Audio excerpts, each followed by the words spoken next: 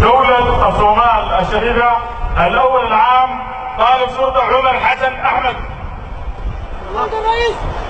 waxaa garoonka kooxda Mariiqa oo dhaca caasimadii hore ee Suudaan Undurmaan lagu qabtay munaasabad ballaaran oo tababar lagu soo xiriyay dhalinyaro baratay leela saraakiil oo muddo 2 sano iyo 3 bil tababar ugu socday dalkan Suudaan iyagoo bartay sharciga qaanuunka.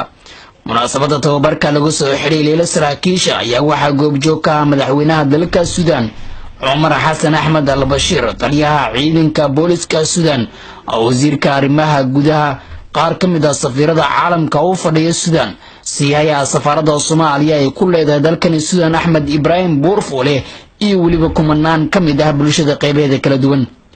madaxweynaha Suudaan Umar Xasan Axmed al-Bashir ayaa markii uu goobta soo gaaray salaan sharaf ka qaatay ciidamada.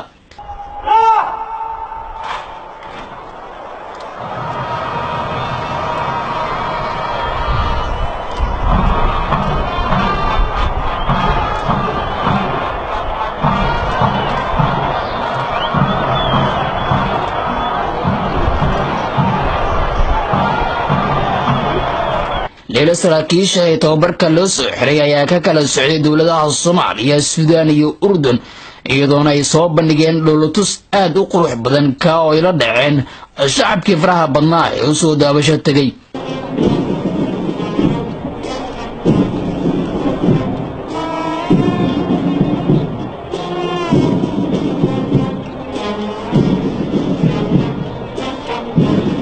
sidoo kale leela saraakiisha ee tababarka u soo idlaaday ayaa goobta lagu dhaariyay iyagoona ku dhaartay inay si daacad ah u adeegi doonaan shacabkooda.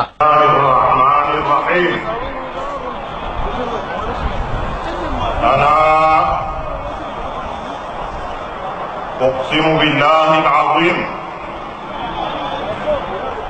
أن أنذر حياتي لله ثم لخدمة الوطن والشعب وحماية الدستور بكل صدق وأمانة.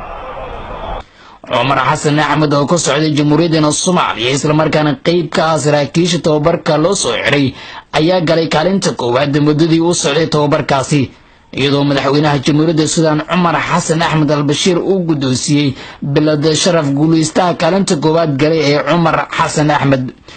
sidoo kale Umar Xasan Axmed ayaa hormuud ka ahaa salaan sharaftii halkaasi lagu siinayay madaxweynaha Suudaan Umar al-Bashir.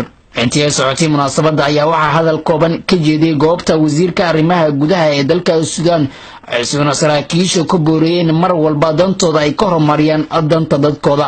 wasiirka ayaa sidoo kale ku ammaanay leela saraakiisha dhabaraadeega ay la yimaadeen inta uu tababarka socday. dowladda Suudaan ayaa waxay ka mid tahay dowladaha Soomaaliya ka taageera dhanka ciidanka, iyadoo sanad walba xilligan oo kale dalka Suudaan ka qabanjiyeen saraakiil qayb ka noqda ciidamada xoogga dalka Soomaaliyeed. Yusuf Maxamed Macali Kashmiir, raadiyaha telefishinka qaranka Soomaaliyeed, caasimadda Khartoum ee dalka Suudaan.